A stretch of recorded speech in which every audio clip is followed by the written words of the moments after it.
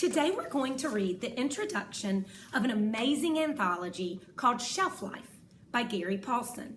You might know Gary from reading Hatchet, Dog Song, or The Winter Room. Gary has written over 175 books.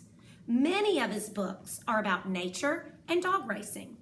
Gary writes to encourage readers to observe and care about the world around them.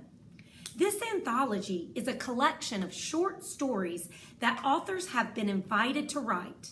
And all of the proceeds from the sales of this book helped an organization that helps people all over the world to learn to read.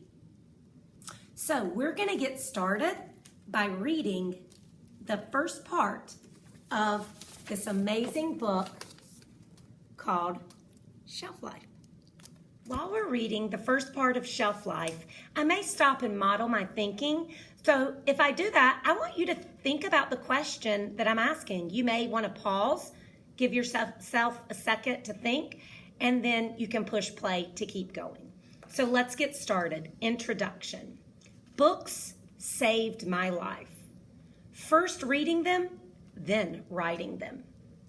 As surely as my lead dog, Cookie, pulled me from the bottom of a lake after I fell through the ice, books are the reason I survived my miserable childhood. As certainly as my sloop Scallywag has safely taken me through storms and huge seas, books have sustained me as an adult. I notice how Gary compares how his dog saved his life to how books saved his life. I want you to stop and think, how could books save someone's life?